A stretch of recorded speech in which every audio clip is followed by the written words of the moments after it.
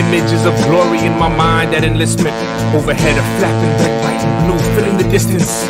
A grand divide between myself and conscientious convictions or belief systems that stop people from killing over religion. I was young, and I was out of options in my mind. It was supposed to be fun, my obligations ill-defined.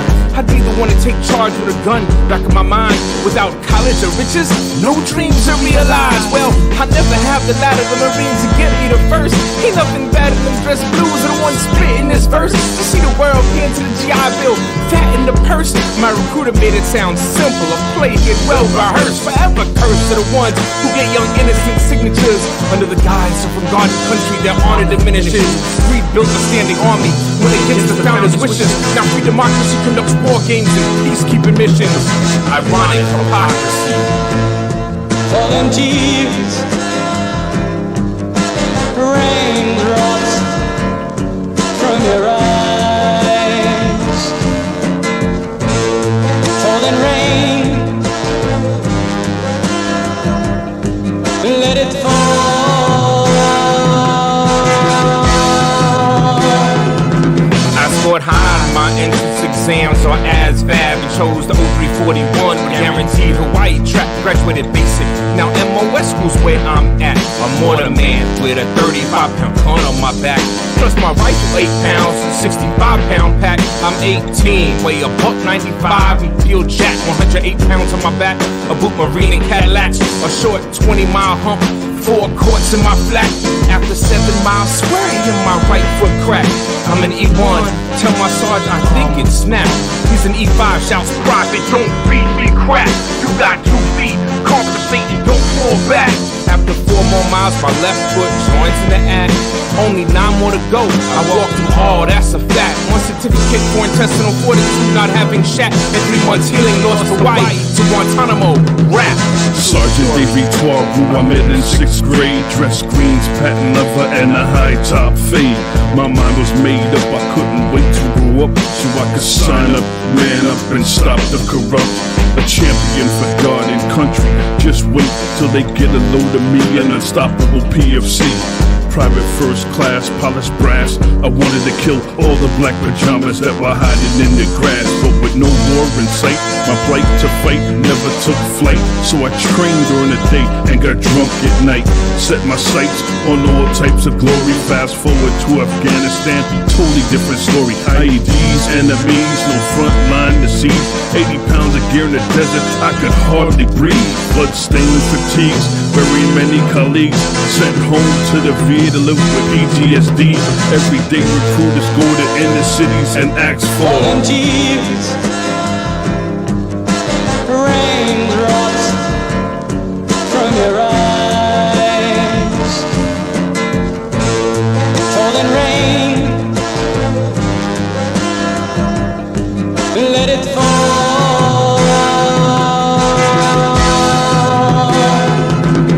I never let my children volunteer for the military to make the same mistakes as I did these days could be deadly. If they're drafted with dodging, my go back stay ready. I support Manning and Snowden. You know where this country's heading. Global tyrant, hegemonic, bully police force, demonic practice, virgin sacrifice, bloodlust. Oil wars, valuing corporations over people. This is sick worship by objects and pure evil. Material desires get more attention than spiritual. Benefits are based on profits, complaints aren't given view.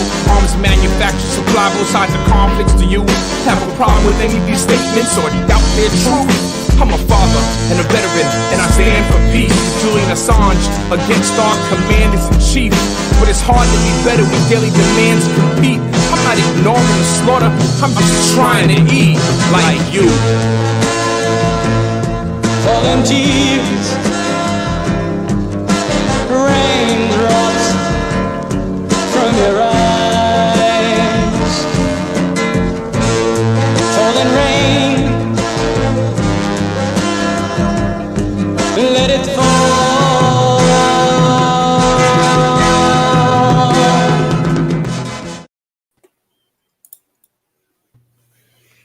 Hey, good afternoon, everyone. Thank you for being on with us. It is nearing a year y'all, that we have been on, talking about, topics that need current events, but topics that need to be heard. And where we don't understand, we come into this space with questions. It is a safe space. So I would ask, as always, engage with us in the chat, and be mindful of the space, that Stand Down traditionally is. We want you to drop questions. We want you to drop feedback, and be in conversation with us, whether you're on Facebook or YouTube. We really are glad that you're here with us today. And I'll ask that if you're here and you're live with us, share the link, share it out, and invite folks to join us for today's conversation, which I'm sure, will be one of our best shows and conversations. I'm really looking forward to it.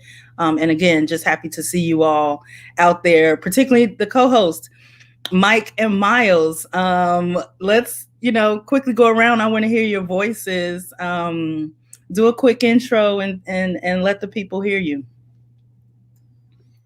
Peace and plenty, peace and power, everybody. It's good to be here. It's good to be back in solidarity with my comrades from Chirac, and I don't know what to call I don't know what to call Ohio. Sin City is Cincinnati. Oh, Sin City. Okay, cool. That's cool. Chirac and Sin City. Mob town over here in the Gulf Coast of this imperial system is doing good. Family's good. I'm here in solidarity with my comrades because I became disillusioned many years ago. And so I'm happy to be here every week, and I feel like I can see new again. So Mike, I want to hear your voice, brother. Thank you. I appreciate that. Hey, Natasha and Mega Saif. It's been, it's been a year, almost a year, and it's been a great process of learning and growing and sharing. And we certainly appreciate everyone who's been along with us along the ride here. We are really grateful for everybody who tunes in. We appreciate it. None of this is easy. It all takes kind of a toll on our personal lives and our emotions. And it's a struggle, but it's a necessary struggle. So that's why I'm grateful to be here. I mean, personally, just real quick, I was in the Navy. I was a mass communication specialist for 6 years, which means, propaganda. I was trained pretty deeply and broadly on the tactics and strategies of propaganda in the United States military. And then upon seeing the conditions on the ground in both Iraq and Afghanistan, it gave me a critical crisis of conscience. And it took me several years to sort that out. And I'm still sorting it out. I'll sort it out for the rest of my life. And so that's why I appreciate so much the voices of other people on this show. I take everything into serious consideration, and it helps me develop and grow as an individual, as I hope all Veterans for Peace members do. We continue to keep our minds open. So this is a controversial show. I guess today we'll get a broad spectrum of political opinions. I think I firmly believe that our guest Sandra is on the correct side of history, and I'm really eager to hear her perspective on the issue. Let me double back and leave no man behind, no person behind, and tell you the reason I'm here fully is the same. I became disillusioned in the Marine Corps after a year and a half, and I remained in for 3.5 years. I was other than honorably discharged for smoking cannabis, and I remained silent for 18 years about the injustice and the racism and the sexism and misogyny that I saw in the military. And it took 18 years and my son being born for me to find my voice and start speaking out. And when that voice was found, I found VFP. So I'm here as a voice to provide a platform for people to share stories and truths that we don't often hear in the mainstream. And so I'm here for that fight, and I'm here for the long haul, and I'm happy to be here with my comrades. And the symbols around me have meaning, and I don't know the meaning of all of them, but I'm sure to find out the meaning of my Palestinian scarf today. So let's keep an open mind and an open heart, and move forward in solidarity. Thank you. Yes. Thank you, brothers. Yeah, much like y'all, I really could just say ditto. You know, the 4-year plan, or a plan to be in the Air Force for 4 years somehow turned into 20. I didn't process a lot of it, just the operations tempo, and just tucked a lot of stuff in, right? There wasn't time to really, I don't know, being drunk on patriotism and unit mission really didn't allow for space to question much. There was always a contradiction within me. I didn't know really where to put that. And so anyway, I just grind through those 20 years. And once I retired, 4 years ago, a lot of stuff came up. It was dark, it was scary. And it was at a time where,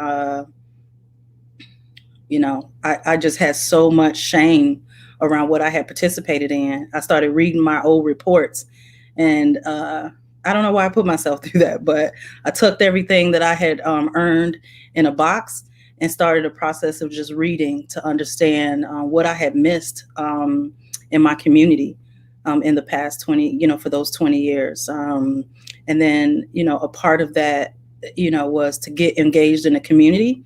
And in those spaces, I met, someone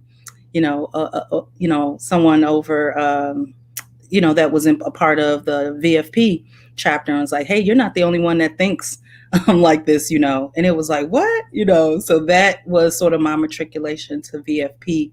And really it came at a right time, so that I felt, could do something with that moral injury that was quite honestly bubbling up in a real way.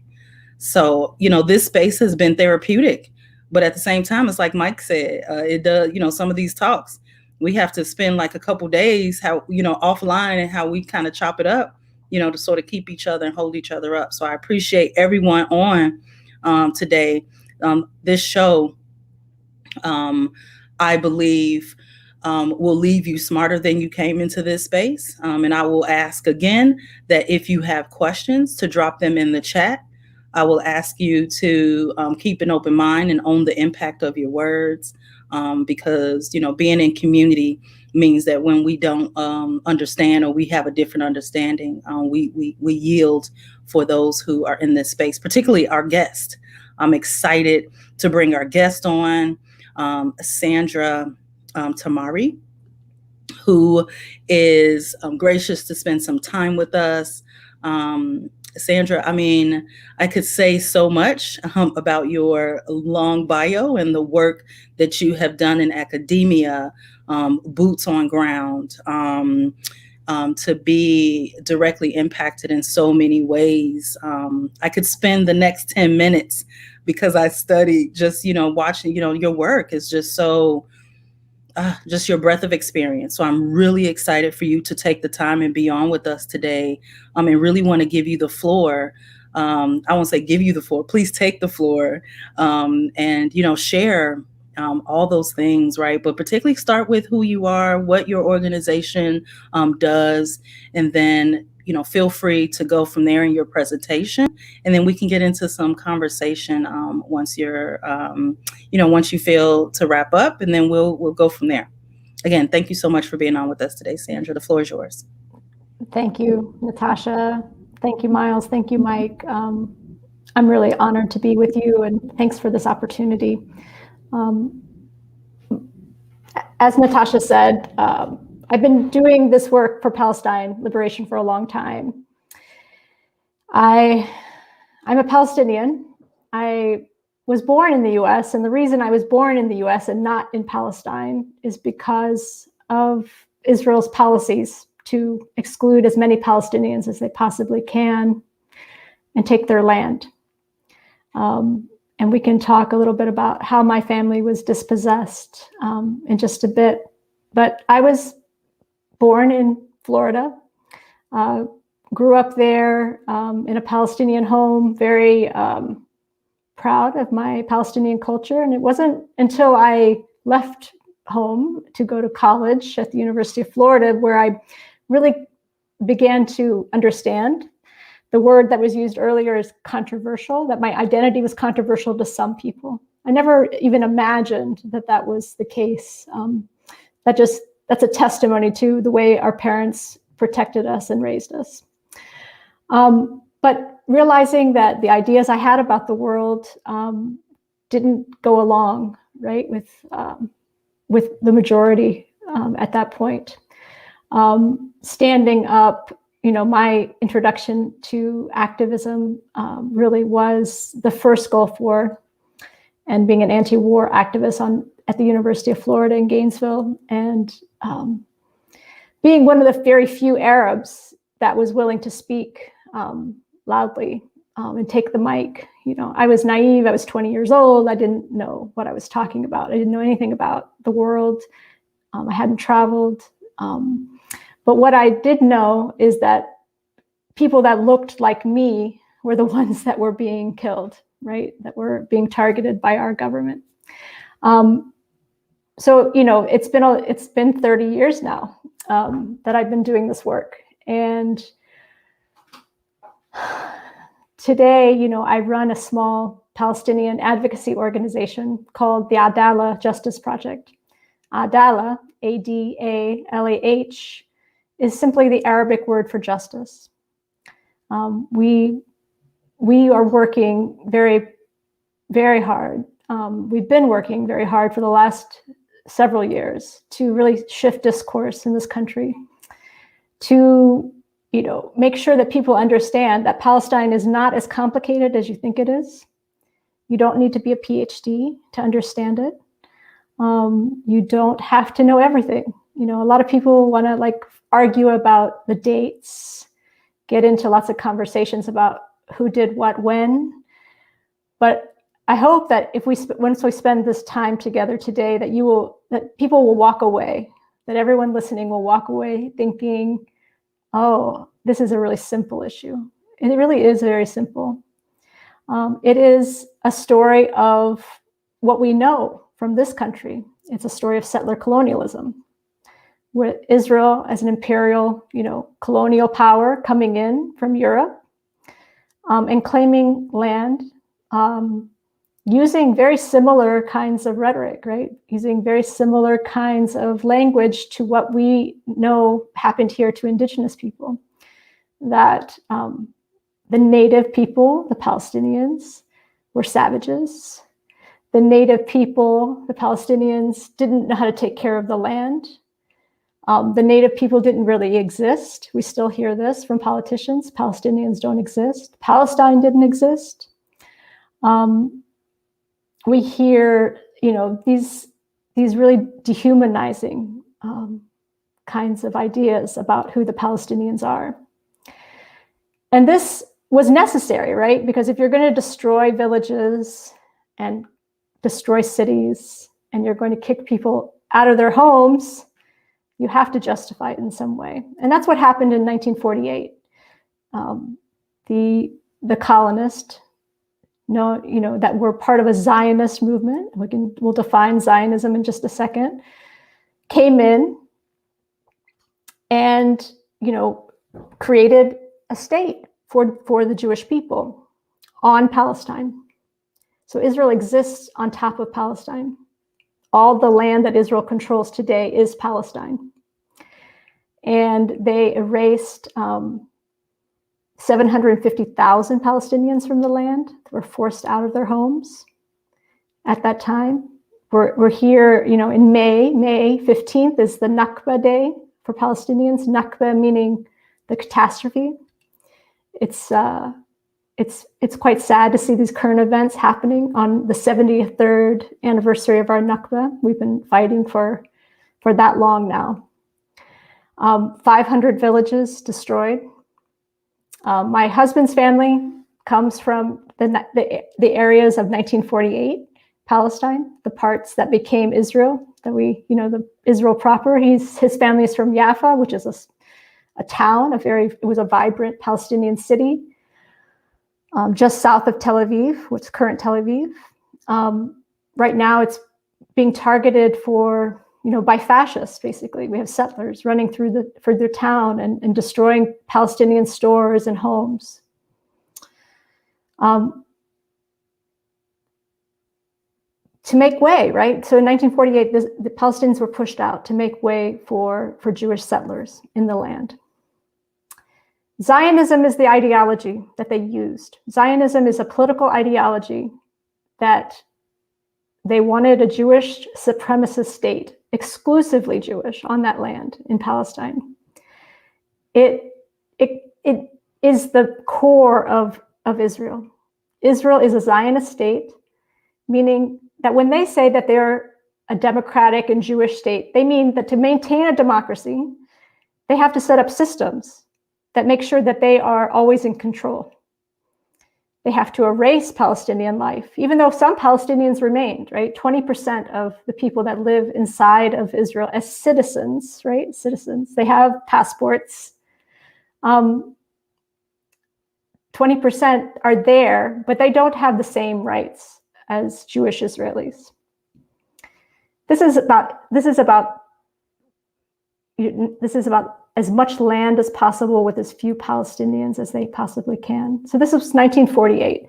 We have all kinds of laws on the books that make sure that this 20% of the population never has political power, is always knows its place, is targeted by extreme police violence. Until 1966, this population was under military rule like we see in the West Bank with checkpoints, surveillance, all the things that we know today, and continues to be targeted today. Today, we saw a video just coming out now of a man, a Palestinian citizen of Israel, being pulled out of his car on live television and being lynched by a mob of Jewish fascists. So this is what we're dealing with. That's not even to talk about the occupation. The occupation is just simply a continuation of what started in 1948. We have, in 1967, the West Bank of the Jordan River and the Gaza Strip and East Jerusalem being occupied by Israel. A military occupation that is active to this day, over 50 years of military occupation. The events that we're witnessing today were sparked by the resistance of 4 families in the Sheikh Jarrah neighborhood of East Jerusalem. East Jerusalem is under military occupation. Under international law, Israel is not allowed to send its civilians and settle in those areas. As we know, Israel has settled almost 1 million people in the West Bank and in East Jerusalem. But this neighborhood is being targeted because the plan is to take over East Jerusalem. When Trump moved the embassy to Jerusalem, was it last year, the year before last? COVID has given me a lot of confusion about time at this point. The year before last, the whole idea was to entrench the Israeli claim on the entirety of the city of Jerusalem. And so that has given Israel a green light to continue to occupy, continue to settle its people and to push Palestinians out.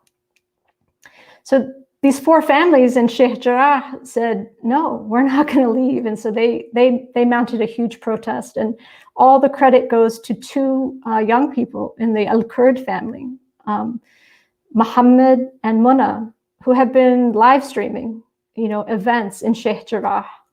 Muhammad in English, Muna in Arabic. And if you look at their Instagram feeds, their live feeds, you can't help but understand the pain and the sadness they're going through. For Palestinians watching this, we see what our grandparents and parents endured. Because my father, as I mentioned, he wasn't displaced in 1948. He was displaced in 1967. We are from the Palestinian town of Ramallah. And my father in 1966 came to the US thinking he would make some money and go home. He was looking for a job. There was, it was difficult to make a living in the West Bank. And so, the West Bank at that point was under Jordanian rule. He came to the US. But in 1967, a few months after he had arrived in the US, Israel took a census and registered all the Palestinians that were in the land. They kicked out a lot of people too during the war. They pushed a lot of people out. They made things very difficult, so they would push them to the other side of the river and put them in Jordan. But my father was not in the registry. So at that point in time, right after that occupation of 67 began, he lost his ability to return home. He only can go back to Palestine now as a tourist, even though that his whole, life had been there. His family remains, there. He can only go back as a tourist. And I, who used to go often as, on my US passport, have been banned. When I tried to go into Palestine in 2012 to attend a cousin's wedding and be part of a delegation, I was denied entry by Israel simply because I have a Palestinian name and I'm active. And so we now have, generations of people who have been denied their right to be on the land. And so when we saw Mona and Mohammed and Sheikh Jarrah telling the story of how they were going to lose their home, the home that their grandparents lived in, the home that they had to take, they were refugees already once before. In 1948, they had to leave Haifa. And it wasn't until 1956 that they were settled in this house as refugees, that they're going to be displaced again. They wouldn't bear it. They wouldn't bear it. And they've been telling the story to the world. And that was the spark. Just days ago, we saw the Al-Aqsa Mosque, the third holiest site in Islam, being bombarded by the Israeli military, stun grenades being thrown at worshipers, bullets flying. And then, from there, Israel has gone to every length to put down Palestinian resistance, protecting the settlers, protecting these fascist mobs that are going after Palestinians in cities throughout historic Palestine, throughout all the land, and bombing Gaza yet again. Gaza, a place that's been occupied since 1967, and for 15 years now has been under complete siege. 2 million people, not allowed to go, not allowed to come, where 40%, more than 40% of the population is under the age of 14. So when Israel says that it's attacking Hamas, that is just the boogeyman that they use, right, for putting down Palestinian resistance. When they bomb Gaza, a place that is, the size, let's see, I think the dimensions of Gaza, very tiny, 2 million people, 10 miles across and 30 miles long. I mean, imagine 2 million people in this space. If you bomb Gaza, you're going to hit children, when half the population is children. There's no avoiding civilian injuries. They always make the claim that it was, a mistake, right? But there's no mistaking. And just last month, Human Rights Watch issued a scathing report saying that Israel is an apartheid regime. What do we mean by apartheid? We mean apartheid is a legal term, not only what happened in South Africa, but an international law term that means that you have two sets of policies, one for Jews and the other for Palestinians. And Israel is engaging in apartheid to further its colonial ambitions to control everything. So I think I'll stop there. There's a lot more to say, but that gives you some of the definitions and some of the background about what we're witnessing.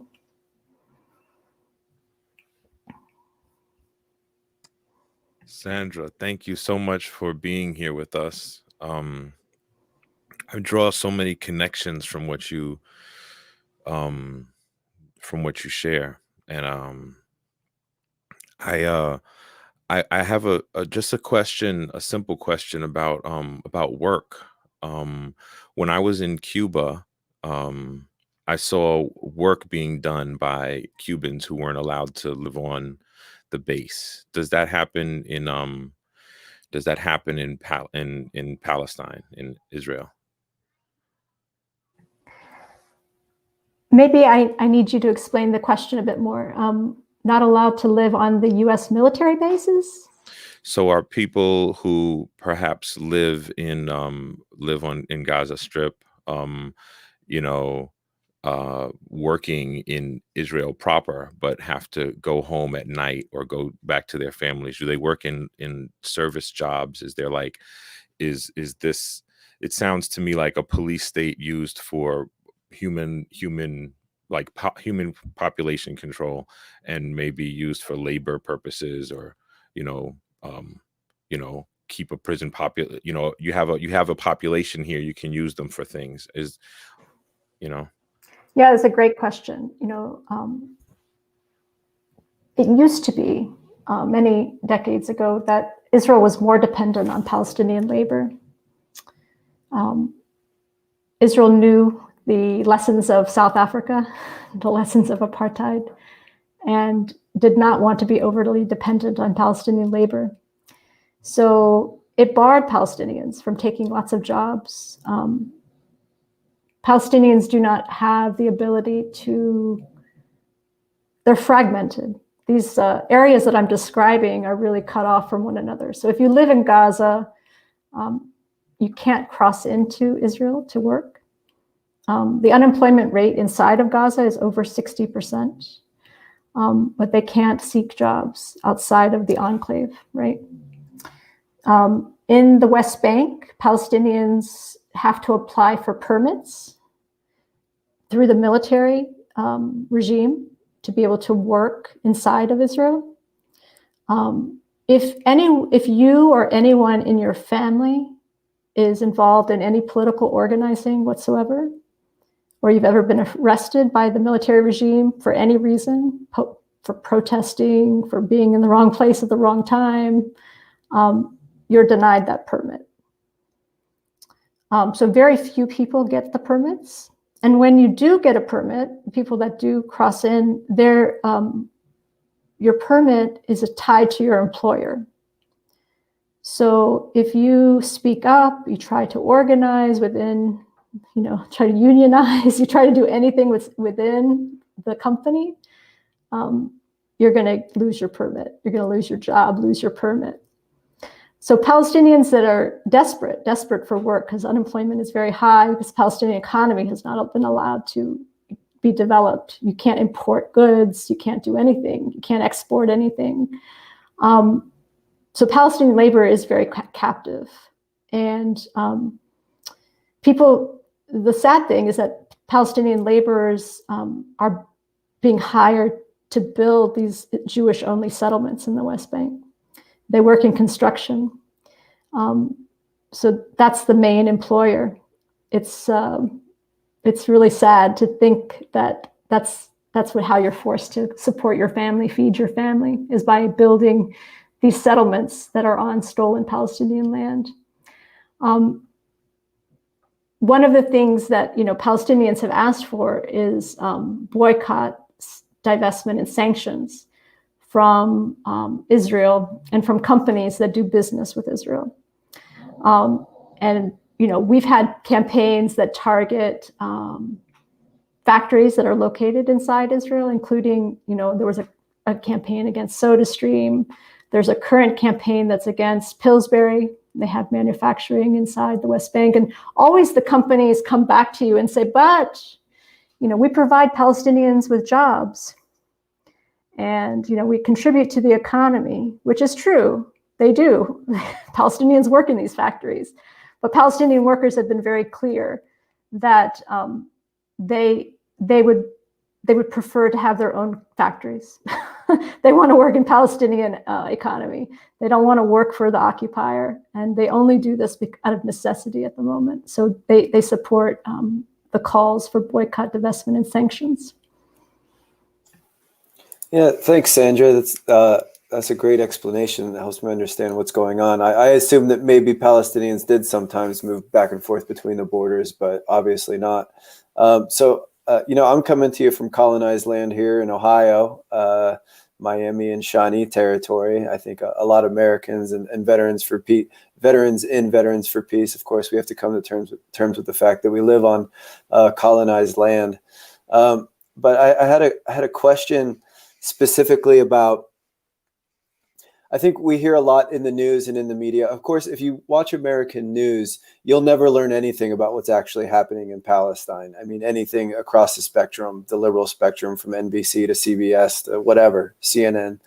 And what we hear a lot about is Hamas. Hamas does this, Hamas does that, Hamas fires rockets, all that kind of thing. And I think Americans equate Hamas with essentially like the Islamic State or some kind of bizarre entity that only exists for the sake of terrorism. But obviously that's not what it is. I was wondering if you could tell me a little bit about what Hamas is and what they do. Yeah. As I said before, Hamas is used as that, pretext, right, for attacking Gaza and keeping those people penned in. And it's really important to emphasize that the people of Gaza, 2 million people, are penned in to maintain that Jewish majority. Most of the people that live in Gaza come from, villages that are just over that border fence. They were displaced in 1948. So, the fact that they're there is not an accident. They're not there because they're violent. They're not being penned in because they've done something, terroristic. They're being penned in to maintain Zionism, to maintain Israel's, demographic majority over the Palestinians. So Hamas is a national movement, a nationalistic movement. It's one of many parties, right, within the Palestinian ecosystem of organizing. They are the ones that won the last election, Palestinian election that happened a long time ago now. The US and the Israeli government did everything they could to make sure that they didn't take power in the West Bank. They got rid of them by really suppressing them and putting down those results. But Hamas was able to take power inside of Gaza. The people of Gaza, are captives, and they haven't had an ability to call for elections. They haven't had the ability to elect a government. So Hamas is in charge, and Hamas provides very important social services within the Strip. As I said, 60% unemployment, such a big population of children. They're keeping things, together in a terrible situation where, they've already, when you think about like this latest assault on Gaza, we've already got like 50 casualties, right? Is just one of many, right? We had assaults in 2014, 2012, 2008. If you are a kid in Gaza, this is like your fourth war, right? You're under the age of 16. This is all you've ever known. You're not allowed to bring anything in. Food is rationed.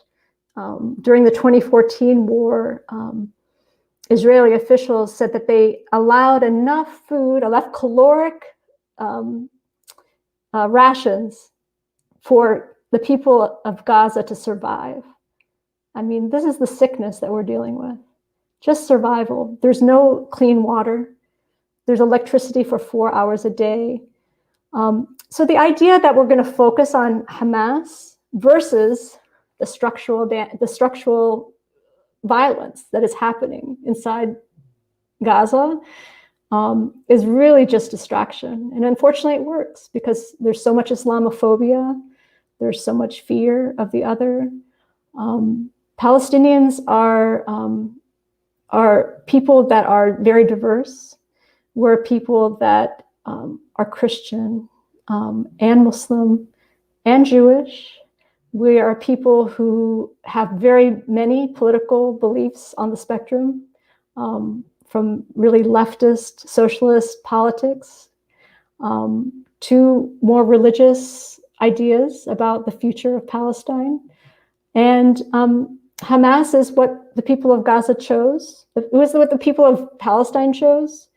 And that doesn't surprise me, because Hamas is the one party, one of the few parties in the spectrum that hasn't capitulated, hasn't given any concessions to Israel. Whereas Fatah, who is the main party in the West Bank, is the one that coordinates with security with Israel, that signed the Oslo Accords in 1993, which are seen by Palestinians as a huge setback for us, because they gave so much power to Israel and gave up so many concessions.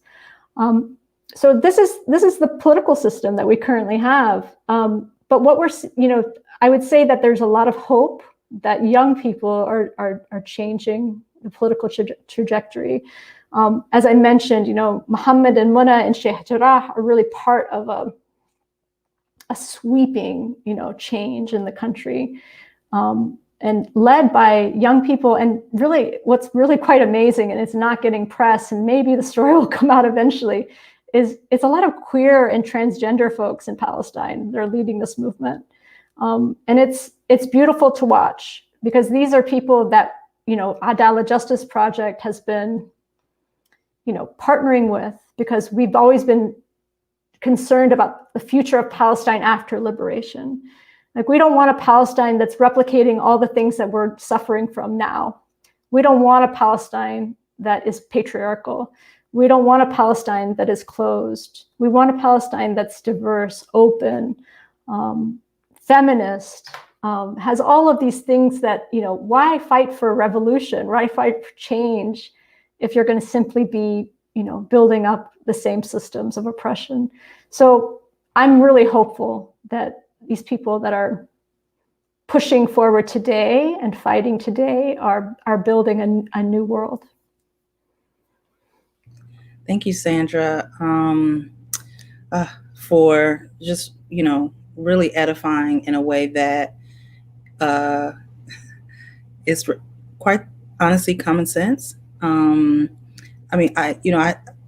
There's so many things that I can say, but just thank you for landing, and for folks, in the chat, if you're new to this, if you're, not quite, clear in your understanding, if you grab some of those links that are in the chat, there's reading, there's also a video, and also Twitter and Instagram handles to follow folks who are on the ground, and really, leading in this moment. So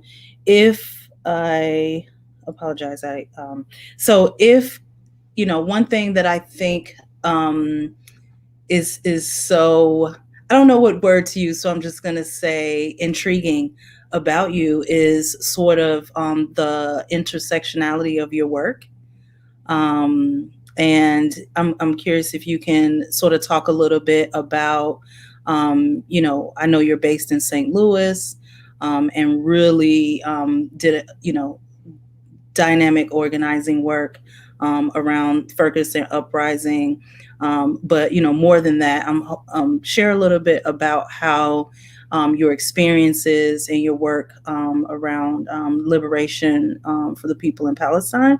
Can you talk about social justice in America? Yeah, thank you, Natasha. Yes, I am based in St. Louis, and in 2014, during the Ferguson uprisings, was also the time when Gaza was being bombed. It was the same summer, 2014. There was an assault on Gaza in July that continued into August. And so when Mike Brown was killed, August 9th, my heart was already torn to pieces, right? Watching the carnage. 2,000 people died in that assault, many children, 500 children. And so, my heart was primed, right, for for feeling and seeing what happened in Ferguson. When we were starting to get reports on Twitter of what had happened, before we even knew Mike Brown's name, we saw the same tactics of dehumanization. He was a thug. He was useless. He was big. He was ready to attack. There were all these, these lies that were coming out, and he was lying on the ground with his mother, aching, watching him bleed out on the street. And so I couldn't help but, make those connections, right? Because we knew exactly the same lies were being told about, people in Gaza, that they were using their children as human shields. It was just, so anyway, to say that it really did change the way that I was thinking about the way we do organizing. We here in St. Louis and Palestinians throughout Palestine and around the country made efforts, right, to make those connections. Police violence, state violence in this country is a direct line to our foreign policy, right? It has a direct line to imperialism and the way that the Israeli state is an extension of U.S. imperialism. We understood that, and so we began, as Palestinians, to organize here in Ferguson, and brought folks to Ferguson October in 2014 to march as part of a contingent. And there's been a resurgence of Black Palestinian solidarity. Since that time, we know in the 60s, there was a lot of that kind of interplay where the Black liberation movement was truly internationalist in its outlook, and it was anti-colonial, right? And so, the Palestinian Liberation Organization hosted in Tunis, members of the Black Panthers. So these kinds of things, were there, but we really remembered them in the uprisings of 2014 and can continue to build on them. And so when we fight, now I think that we have a much deeper understanding in the Palestine movement that when we're fighting for Palestine, we're not fighting in isolation. We can't win in isolation. So we really are trying to make those connections to what happens here happens there, what happens there happens here. Like, we need to make sure, it's the same as Veterans for Peace. Isn't that your motto? Peace at home, peace abroad. That, racial justice doesn't have borders. We have to be fighting this, on a global scale, and understand that, these big state powers are learning from each other and exchange tactics and are using, the same kinds of weapons here and abroad. And so it's just it's a learning process for all of us, but it really does help you see the world through a new lens. And so, for Black folks, I think, seeing the world through the Palestine lens helps them understand their own oppression. And I think for Palestinians, seeing, the Black struggle, seeing their struggle through the Black lens helps them understand where they're located too. So I think what we do for each other is that we help each other realize that we're not alone. And so that's how we approach the work. And we do this not only with Black liberation, but with Indigenous struggle, with immigrant rights. So we really, you don't build a wall on the southern border of the U.S. They're inspired by Israel's walls. All of this, comes back and forth, and it's the same companies, same, corporations that are building all of these systems. The connections you make, Sandra, are just they're beautiful. They're so vivid. They're easy for people to see. The same corporations. You said before we got on air that the connections are simple, and you really do lay it out in such a simple way. The multinational corporations building the dams that are destroying the water systems, building the prisons. I've heard it said of Gaza, I think that it's the largest open air prison in the world.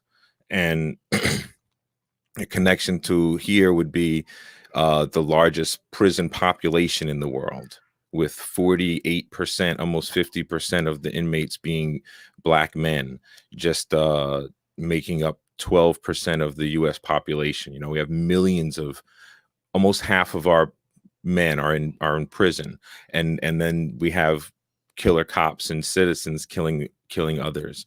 Our struggles are very much aligned, and have been for a long time, and completely tied to patriarchy, as you say. And the same systems are devaluing the earth and limiting the futures for the chances for our children's futures at the same time, while telling all these lies. It's like living in, I like Mike always says, it's like living in Star Wars and realizing that you're on the Death Star. Coming from the imperial core here with, you know, all systems still intact, unfortunately, BDS seems like a really powerful, like the most powerful form of movement to me, and has for a long time. People are so tied into the economy. People are so tied into their jobs. And can you speak to the power of targeting certain companies again, and highlighting that, making the choices, because that's something that people can do right now here at home, or wherever they are, wherever your homes are, and for whoever's home you want to boycott. Can you speak power to that again, please? Yeah, that's great. Thank you. You know, I know that people are always looking for like a list of companies, and they want to be able to like not buy from those companies and then wash their hands of it, right? The reality is that Israel is not generally exporting, you know, goods that you buy on the shelves, right? They're exporting, for the most part, defense systems and surveillance and drones and these kinds of things. Those are not things that you and I generally are buying. So we have to think about, you know, in creative ways about how we do our boycott and divestment work. You know, here in St. Louis, just an example, Veolia was a company that was doing, that does water management and builds roads and does different kinds of municipal services around the globe. They were bidding on a contract here in St. Louis to take over the water system. Colleen, who's in the background doing the tech here, was a big part of this campaign. They wanted a contract and they wanted to take over the water system, privatize the water system. Palestine activists got word of that, and we were able to launch like a municipal campaign. So targeting the board of alders here, the city council, to reject that contract. And we were able to win that. So, you know, everything is really localized. You have to do some research about what's going on in your city. But national campaigns that are happening include campaigns against Puma, that has relationships with Israeli companies. The other one is a subsidiary of G4S. G4S is a big security company that runs prison systems. They still run at least one prison inside of Israel for Palestinian political prisoners. And they run huge facilities here in the US, detention centers for children down in Florida, and lots of the immigration detention centers are run by G4S. So those are national campaigns, and I think Colleen has dropped the link for the BDS movement. That would be a good place to go for national things. But other than that, you really need to sort of get together with some savvy researchers and look, what is your city invested in? What is your state invested in? Who are they doing business with? And then from there, you're building, you know, kind of a campaign. A new campaign that's launching is Demilitarize, from the US to Palestine. That's really talking about these police exchanges between Israel and the US. And so there are more resources that are on the BDS website that talks about that. But, you know, you could also look to see if police in your city have traveled to Israel for training. In most places they have, and you could, launch campaigns to have your city councils, reject those kinds of training programs. Yeah, it's great that you to say that. Our in Chicago, our police superintendent has strong, I think several. I mean, I'm not sure where he was. I think he was in Dallas before Chicago, but that is something that immediately stuck out when he was being, looked at as the mayor's choice. And we see that in the way he leads this rogue, largely corrupt police department that's under a consent decree, federal consent decree for reform, and it's not going well. And so when the leader has that sort of training and, really an ideology around how to treat people, we're seeing and feeling that in the streets for sure. So I love that you mentioned how to, and there's folks who's doing organizing work around that here in Chicago we have some progressive city council members who are also very vocal about their support for BDS as well. So one thing that I am curious to hear you sort of, just sort of share a little bit more on is like, what can people, sort of, one thing that's coming to my mind, and I wasn't going to bring it up, but it's like, it's shocking sometimes that we don't also look at the federal level, that over half of the U.S. foreign aid goes to Israel and has for a very long time. And they're actually locked in, I'm not sure who actually entered into they're locked that no U.S. president can even roll back that type of support until at a minimum 2026. And so I know that there, at least on social media, I see that there's a push for the current sitting administration to act or say, just to speak out and to show leadership in this moment. And no matter what your political stripes are, those that are on with us. But it is, one of the main contradictions that America, how it spends its money.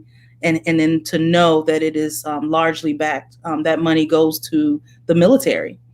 And so that is the elephant in the room. I'm curious if you want to share some thoughts there. Yeah, thank you, Natasha. That was President Obama that signed that 10-year agreement back in 2016. And it was Biden that flew to Israel to sign the deal. So, when Biden took office, we knew what we were getting into. He just put out a statement right before we went live, saying that Israel has the right to defend itself. And what does that mean, right? Defend itself against what? Unarmed protesters, people fighting for their land, people fighting for their lives. I mean, it's genocidal the way that they are handling this, right?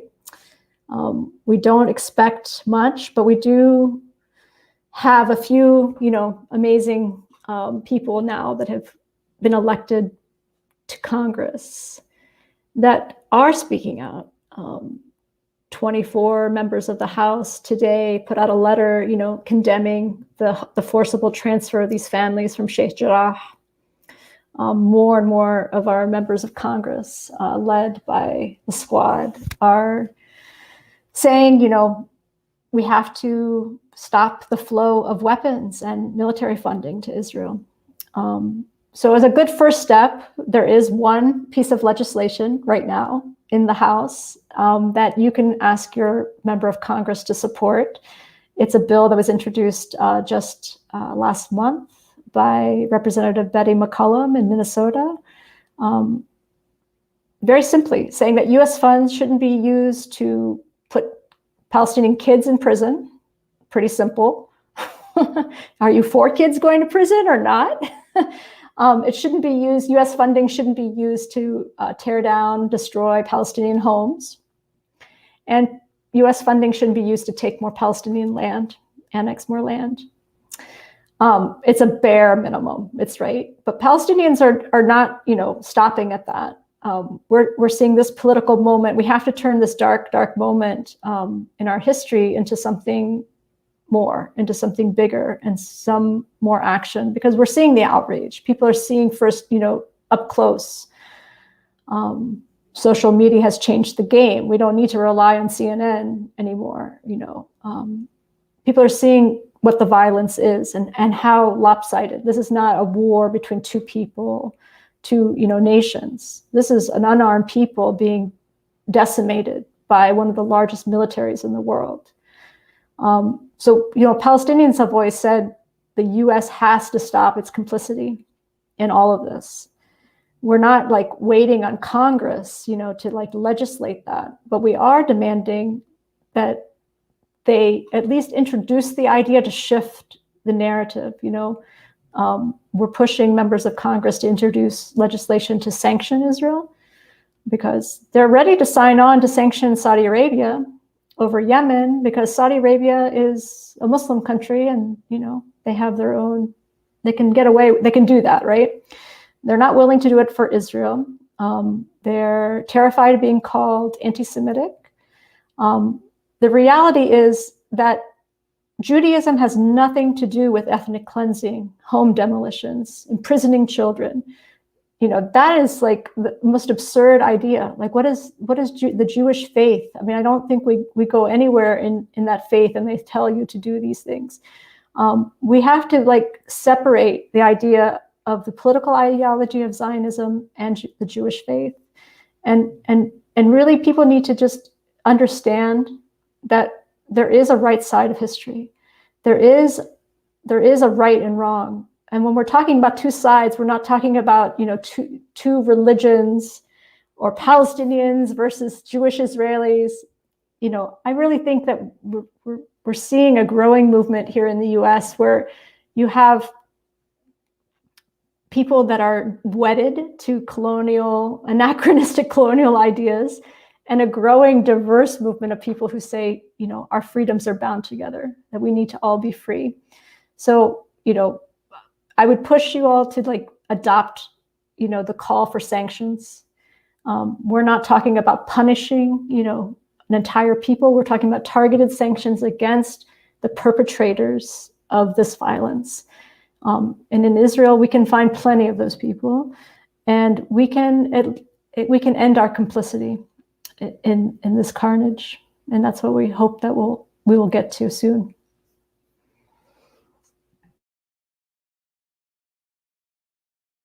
Thank you. Yeah, jump in, Miles, and then Mike, if you have, another question before we move to close. I think you frame things wonderfully. I think people get triggered by colonial settler phrases, and that's sad, because it's the truth. That's what they are. People don't want to think of themselves in those ways. I'm not a colonizer, right? I'm not a colonist. That was a long time ago. We want to other. People want to other the violence. They want to other the pain, othering people is how all of this violence happens. And people want to, right? This system, the colonizer system, others people, others human beings, and makes them animals and makes them beasts, and so that it can justify its wickedness. And people here in the country are doing the same thing. It's easy to work for, and it's sad but true, it's easier for people to work for something intangible and outside of the country than it is to focus on, like you said, peace at home, peace abroad. And we got to speak to the lack of peace within our country. And the reason that things keep happening here at home is the reason things keep happening abroad, is because peace activists like to blow their trumpets and horns and say what they're doing. They're focusing on the movement in Palestine, and they're focusing on liberation for the people in Syria, but they're not doing anything in their community, and it's because they other the guilt, and so this, I love that you're here doing the work. I love that you make the connections so vivid for people. So thank you, Sandra, for being here. I look forward to when you come back. I hope you can come back and share updates and about the liberation, about these 4 families saving their space, you know, and enough people waking up and activating to change something in our very near lifetime, as I hear my children in the background. So thank you so much for being with us. Yeah. Word. Thank Yeah. you. Yeah, thank you for being here, Sandra. I got to repeat what Miles said, and that you do explain it very clearly and simply and vividly, and we appreciate that. And I think that we at Veterans for Peace all have something to learn, and we really need to focus and be students and soak up your message. So I appreciate that. And I mean, we got a lot of great comments today. We got a lot of great feedback. We certainly appreciate everybody that tuned in. So that's good. I just got to respond to Abe real quick. It's not just biblical nonsense. It's here in the real world. It's settler colonialism. It's something that we can understand and approach. And I think for me, what really opened my eyes and helped me to understand the nature of settler colonialism, white supremacy, and capitalism is reading the book Wretched of the Earth by Frantz Fanon, where in 1961 he wrote about he was able to study and witness what happened to Native Americans in the United States. And then he went and he lived through essentially World War II as a psychiatrist and wrote an incredible book about settler colonialism in Algeria in Northern Africa. And he writes everything in beautiful detail and provides an incredible resource for us to understand the nature of the monster that we're fighting in Palestine. So I would recommend everybody read that. Of course, there's lots of things we can learn and study from. But yeah, like I said, just happy to be here. This was a great show. I think this is an important message in Veterans for Peace in general, that we all kind of get on board and start to understand this and all come from the same perspective, so that we can show true solidarity and unity and win. The goal is to win. So that's all I have to say. Thank you, Sandra. Thank you, Mike. Yes. A final thought around, we got folks who are going to go and read. We have book recommendations. We have, if video is your thing, there's a link in that chat. No matter where you are on your spectrum of understanding where things are. So I hope that you all will engage in that way. Tune in on the discourse, or I would say the discussion on social media. There's plenty of it, particularly on Twitter. Sandra, I would like to, just sort of give you like a final word around, what is solidarity, and really standing and rising to this moment. What does that look like, particularly veterans, but we also have non-veteran neighbors who are on. If you want to share a final thought around what does solidarity look like in this difficult moment. Thank you. Yes, I'm a firm believer that solidarity is a verb. We need to be, raising our voices. We need to have courage. Palestinians have been spending a lot of time educating people. We're getting tired, so we've written a lot. We're prolific. So there are lots of books out there. So you can't say you didn't know. There's a lot of, if reading is not your thing, there's a lot of social media. There's a lot of great lives. You can follow people. We don't want to hear anymore that I didn't know. There's no excuse for that. Yes, justice for the people of Palestine. I think that it is so important, being on. It's also heavy. I know that there's so much happening in real time. I appreciate you for being on and being gracious with your time. yeah, please, anytime you want to come back on, you have an open invitation, like Miles was sharing with you. And we hope that you do so. Miles, I see you're off mute. You have a final thought, brother? I have an acapella for us, yeah.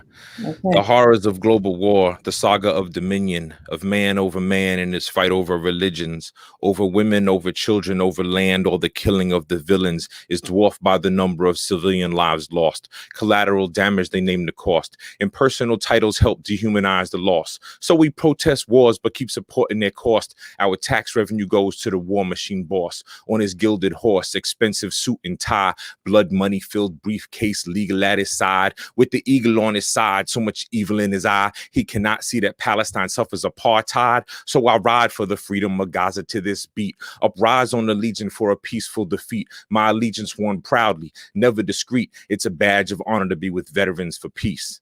And Sandra Tamari and Natasha and Mike James. Hell and yeah. Every week, we're not sorry. We're coming through with peace for you. Yeah. Yes. What a way to end the show, period. I love it. Thanks, y'all. Thank you so much. This was great. We'll be back here next Wednesday. Real conversations, current events, doing deep dives on what's happening and unpacking them. This is a great space. We hope to see you then. Until then, be safe, be well, be kind to one another. Peace. Peace.